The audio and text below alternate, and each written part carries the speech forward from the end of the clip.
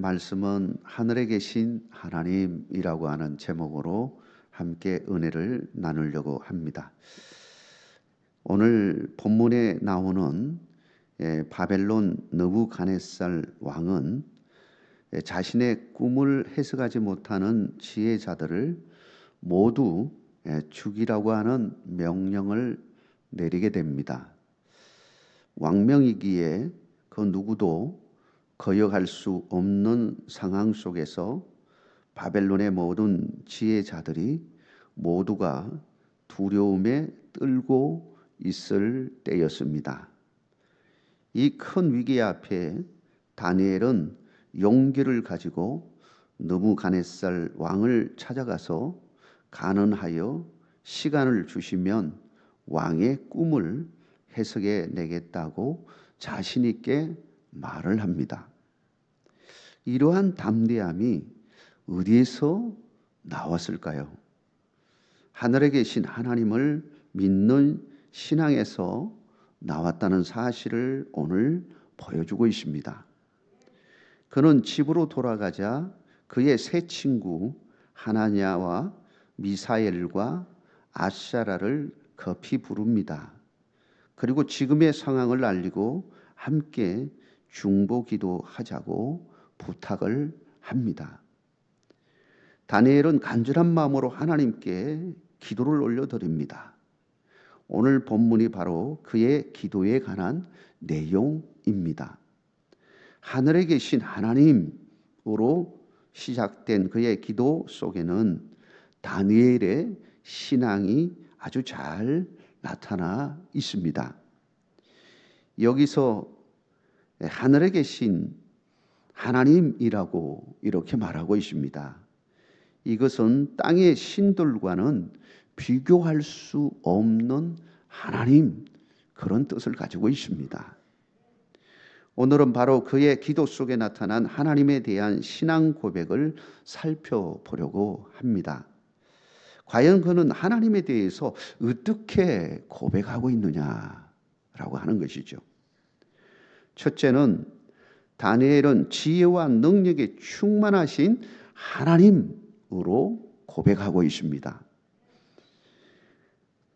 본문의 20절 말씀에 보면 다니엘은 영원부터 영원까지 하나님의 이름을 찬송할 것은 지혜와 능력이 그에게 있음이로다 라고 말하고 있습니다.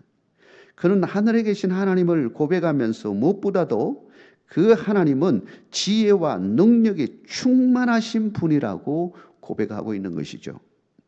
여러분에게도 이 고백이 있기를 주의 이름으로 축원합니다. 다니엘이 이렇게 강조할 수밖에 없는 이유는 신앙에 간증이 있는 겁니다. 체험이 있기 때문이죠. 어떤 간증일까요? 바로 다니엘을 비롯해서 세 친구들이 다른 사람들보다도 월등하게 가진 지혜와 능력이 하나님으로부터 왔다는 사실을 분명히 알기 때문이었습니다. 다니엘 1장 17절 말씀에 보면 하나님이 이 네 소년에게 학문을 주시고 모든 서적을 깨닫게 하시고 지혜를 주셨으니 다니엘은 또 모든 환상과 꿈을 깨달아 알더라 라고 말하고 있습니다. 이를 보면 다니엘과 세 친구들이 탁월한 지식과 지혜를 가지게 된 것은 전적으로 하나님의 은혜로 이루어졌음을 알 수가 있습니다. 어느 정도로 탁월했냐 하면 다른 갈대아인들보다도 10배나 더 많은 지혜와 그리고 지식을 가지고 있었다라고 하는 사실을 보여줍니다.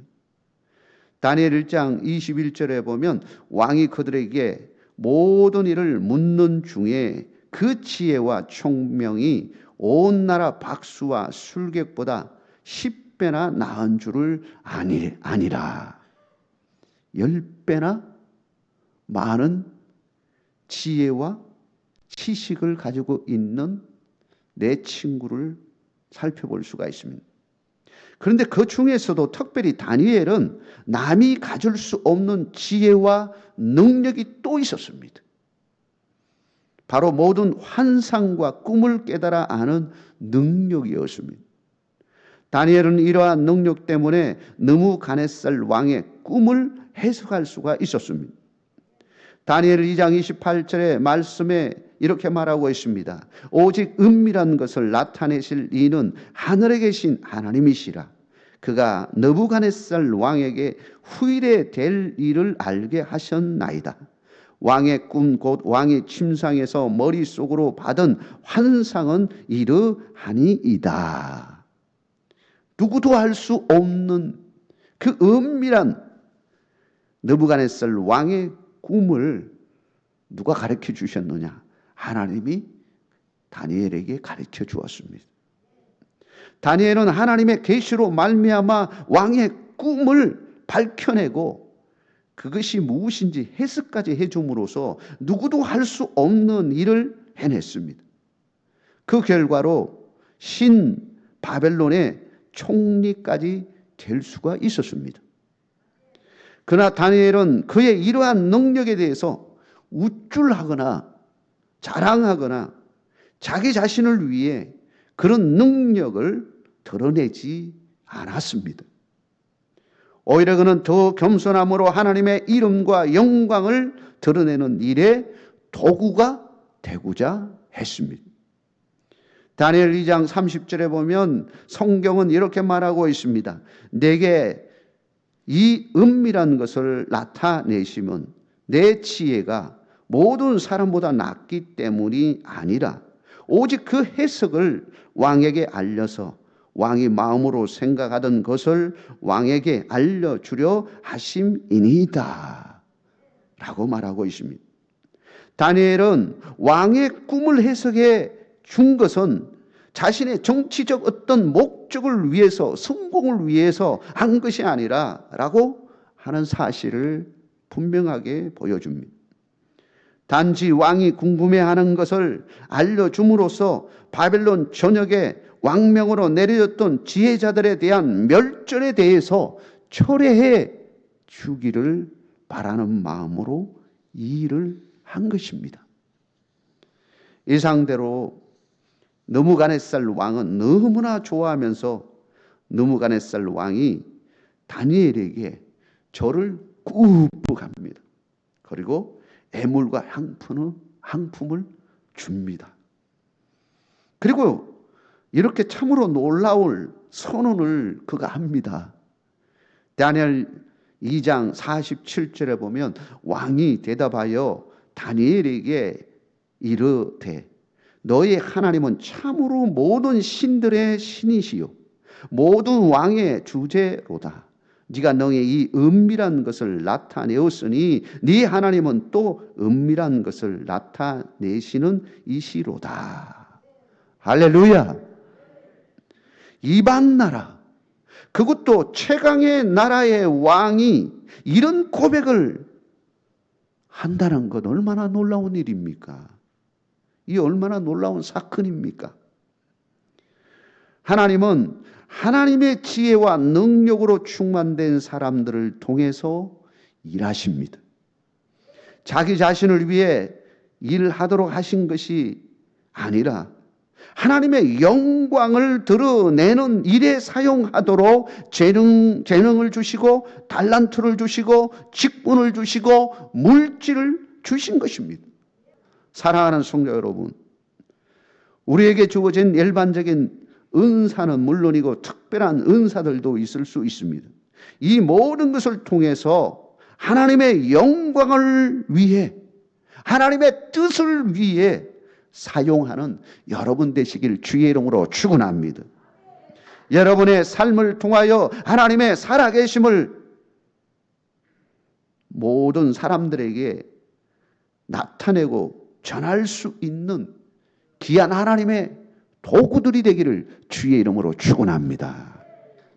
두 번째로 다니엘은 모든 주권을 가지고 다스리는 하나님께 기도를 하고 있습니다. 다니엘은 본전 오늘 말씀 21절에 보니까 그는 때와 계절을 바꾸시며 왕들을 패하시고 왕들을 세우시며 지혜자에게 지혜를 주시고 총명한 자에게 지식을 주시는 도다 라고 말씀하고 있습니다. 다니엘은 철저히 하나님의 주권과 통치를 믿고 따랐습니다. 그가 세계 최강의 왕 앞에서도 쫄지 않고 두려워하지 않고 그 앞에 나아갈 수 있었던 것은 왕보다도 더 센 우리 하나님이 나와 함께 하고 있다는 사실을 믿었기 때문에 두려워하지 아니하고 담대함으로 나아갈 수가 있었던 것입니다. 그는 철저히 하나님의 세계 경영을 믿었습니다. 남유다인들을 이것으로 보내신 것도 자신을 총리로 세운 것도 하나님의 섭리와 하나님의 뜻이 있음을 확신했습니다. 그는 하나님의 주권과 통치를 믿었기에 그 어떤 상황이 온다고 해도 당황하지 않았습니다. 오히려 그 속에서 하나님의 뜻을 발견하고 하나님의 통치하심을 기대하면서 담대하게 나아갔던 것입니다. 사실 다니엘은 바벨론은 물론이고 페르시아에서까지 최고의 총리가 되죠. 그런데 그 총리가 되지만 그에게도 숱한 어려움이 찾아왔습니다. 특별히 우리가 잘 아는 유명한 사건이 있었죠. 사자굴에 들어가는 사건입니다. 총리의 바늘에 있던 다른 사람들이 다니엘을 왕에게 고소를 했습니다. 그 고소장 내용은 왕명을 어겼다는 겁니다. 사실은 다른 총리 반열에 있던 사람들이 질투를 해서 작전을 짜면서 다니엘을 끌어내려야 되겠다 생각을 했습니다. 그래서 그들이 생각한 것이 30일 동안 왕 외에는 어떤 사람도 어떤 신에게도 경배하지 않도록 하십시오 하고 명령을 내리도록 한 겁니다. 그런데 다니엘은 그런 것에 아랑곳하지 아니하고 늘 하던 대로 늘 신앙생활하는 대로 하나님 앞에 하루에 3번씩 하나님 앞에 드렸던 그 기도를 결코 하지 않을 수가 없었습니다. 왜냐하면 그것이 그의 삶의 생명이었기 때문에 하나님 앞에 기도합니다. 하루에 3번씩 하나님 앞에 기도해요. 이를 본 사람들이 고소를 했습니다. 이로 인해서 어쩔 수 없이 왕도 자기가 좋아하는 다니엘이었지만 어쩔 수 없이 사자굴에 집어 넣을 수밖에 없는 상황이 되어졌습니다. 그래서 사자굴에 집어 넣었죠. 그런데 어떻게 되었습니까? 다니엘은 손끝 하나 다치지 않았습니다. 하나님의 주권과 통치는 참으로 놀랐습니다. 하나님은 사자의 입을 꽝 그냥 물고는요 입을 벌리지도 못하게 만들어 버렸습니다. 할렐루야. 우리도 믿음의 결단을 한다면 이와 같은 은혜를 누릴 줄 믿습니다. 구례의 황전면에 가면 용서마을이라고 하는 마을이 있습니다. 그 마을에 이렇게 차를 타고 쭉 가면 그게 폭포가 있죠. 보통 때는 사실은 그 물 떨어지는 게 잘 보이지는 않습니다. 비가 많이 온다니 그러면 이 도로가로 딱 지나가다 보면 물 떨어지는 그 큰 폭포가 용서폭포라고 하는 것이 보이죠. 지난주에 거기에 용서폭포를 가려면은 지나가는 그 코스에 반드시 지나가는 곳이 있는데 그 기도원이 있어요. 아주 옛날에는 카페를 했다고 그러는데 지금 기도원을 운영하는데요. 그 기도원 원장님과 대화를 나누게 되었습니다. 예전에 한번 들었던 적도 있었는데요. 그분들이 거기에 이제 그 용수 폭포는 사유지로 들어가요. 사유지로 들어가서 그냥 뭐 아무나 이렇게 들어갈 수 있는 것은 아니고요. 그 기도원을 통과해서 들어가야 되기 때문에 지금은 그분들의 이렇게 도움을 받아야 문이 열려서 거리로 갈 수 있도록 되어 있더라고요. 12년 중에 지금으로부터 뭐 꽤 좀 됐죠. 거기 운영할 때 그랬으니까 10여 년 전에 어떤 중들이 거기를 찾아와 가지고요. 자그만치 3억도 아니고 30억을 주면서 거기를 팔라고 그러는 거예요. 엄청난 돈이죠. 그래서 두 가지로 갈라졌습니다. 이걸 어떻게 해야 되나 하고 상담을 했더니 어떤 목사님은 아이고 30억을 거기 30억을 준다는데 팔지. 또 어떤 사람은 그걸 왜 팔어? 두 개로 갈라졌다고 그래요. 이 용수폭포라고 하는 그 폭포 뒤에가 예전에는요 절이 있었다고 그래요. 그게 나오는 그 설화가 있었는데 그게 중이 사다리를 그러니까 줄 사다리 있잖아요. 그걸 사다리를 타고 폭포 위로 이렇게 올라가서 그 뒤편에 가면 절이 있어가지고 그리 왔다 갔다 했다 그래요. 그러다가 그 중이 그만 그 줄이 끊어지는 바람에 떨어져서 죽게 됐다고 그래요. 근데 나중에 그 폭포에 뱀장어가 한 마리 잡혔는 큰 뱀장어가 있었는데 그게 그분의 늑시다 그래가지고 그러면서 그게 다시 하늘로 올라갔다는 소리예요. 그러니 그 이야기를 들은 중들 입장에서는 굉장한 명당이라고 생각을 하게 만들겠죠. 30억을 주겠다고 안 된다고 아니라고 저희들은 기도원 하는데 어찌 주겠냐고. 그러니까요 백지수표를 딱 주더래요. 그리고는 여기에 얼마든지 쓰십시오. 전 직접 들은 거예요. 지난주에. 여러분 같으면 어떻게 했을 것 같아요? 유혹입니다. 진짜 이 하나님의 이 기도원을 팔고 나갈 것인가? 그 중들한테 줘야 될 것인가? 아니면 그거 다 무시하고 내가 여기서 기도원을 하겠다고 들어왔는데 사역할 것인가? 이 두 갈래에서 이게 혼돈이 좀 있을 수 있겠죠. 근데 이분은요 담대하게 끊었습니다. 기도원을 했어요. 근데 기도원을 하면서 엄청난 체험을 한 거예요. 소위 말하는 불체험을 한 거예요. 우리에게도 이러한 유혹 앞에 놓일 때가 있습니다. 신앙이냐? 신앙과 세상이 두 갈래 속에서 결단해야 할 때가 있어요. 결단해야 할 때. 여러분 믿음의 결단을 할 수 있는 여러분 되시길 주의 이름으로 축원합니다. 우리는 하늘에 계신 하나님을 바라보고 사는 사람입니다. 그 하나님은 어떤 하나님이냐? 우주 만물을 주관하시는 하나님이세요. 우리가 돈 따라가야 되겠습니까? 하나님을 바라보고 나가시기를 주의 이름으로 축원합니다.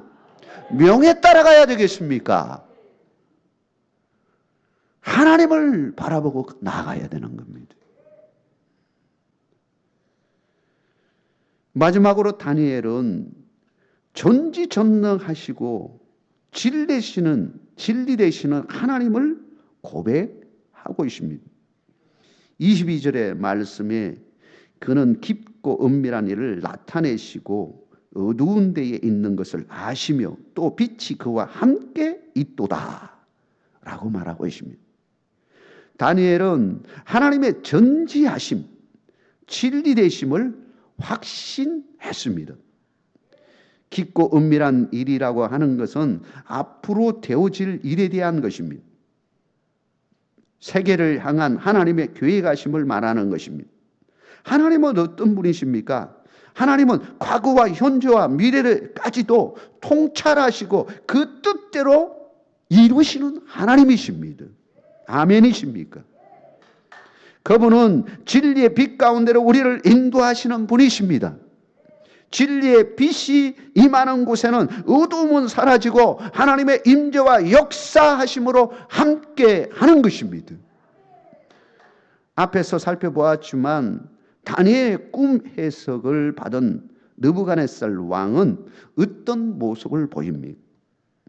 다니엘에게 절을 하고요, 예물과 향품을 그에게 줍니다. 그리고 너희 하나님은 참으로 모든 신들의 신이고 모든 왕의 주제시라고 말합니다. 참으로 놀라운 복음의 역사가 아닐 수가 없는 겁니다.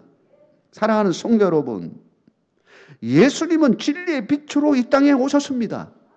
믿으십니까? 그분을 구주로 영접하는 순간 어둠은 사라지고 소망의 빛, 생명의 빛으로 가득 차게 됨을 믿으시기를 주의 이름으로 축원합니다.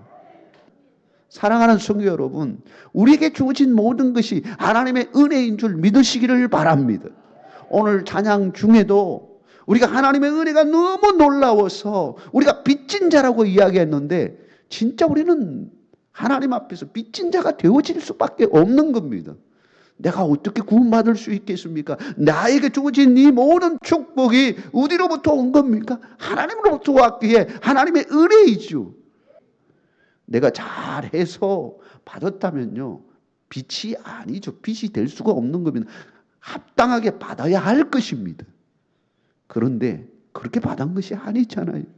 우리는 다 죽을 죄인이고요, 죽을 수밖에 없는 존재인데 하나님께서 사랑하여 주셔서 하나님의 선택함을 받고 주님의 은혜로 우리는 다시 한번 하나님의 축복을 누리게 되어지고 하나님의 자녀로서 살아갈 수 있다는 것, 이거는 하나님의 은혜요, 감사의 조건일 수밖에 없는 것이죠.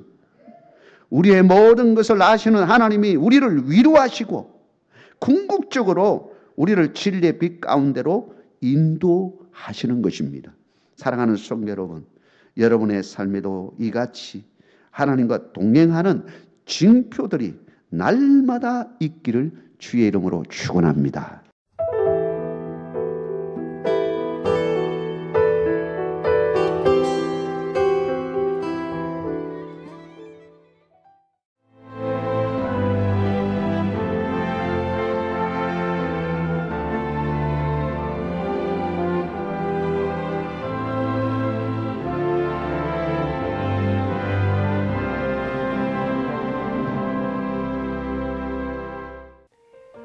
CBS를 사랑해 주시는 전남 지역 청취자 여러분, 안녕하십니까? CBS 재단 이사장 꿈의 교회 김학중 목사입니다. 여러분의 사랑과 관심 덕분에 전남 CBS가 순천시 장천동에 새로운 사옥을 마련하게 됐습니다. 이 방송국 사옥이라는 것은 단순히 건물을 짓는 의미에 지나지 않습니다. 전남 지역 복음 전파와 특별히 다음 세대를 위한 미래 비전을 세우는 일입니다. 코로나19로 모든 활동이 중단되고 또 관계가 단절되는 상황이지만 우리 CBS 방송만큼은 우리의 발길이 닿지 않는 곳까지 구석구석 하나님의 말씀을 전하는 위대한 힘을 지니고 있습니다. 이 방송이 믿음의 반석 위에 굳건히 세워질 수 있도록 여러분들께서 벽돌 한 장 한 장씩 쌓아가는 마음으로 전남 CBS를 위해 후원해 주시고 기도해 주시기를 간곡히 부탁드립니다. 여러분의 이 작은 행함이 CBS를 통해서 교회 공동체를 회복하고 누군가의 믿음을 소생시켜 줄 굳게 믿습니다. 여러분 한 분 한 분을 축복합니다.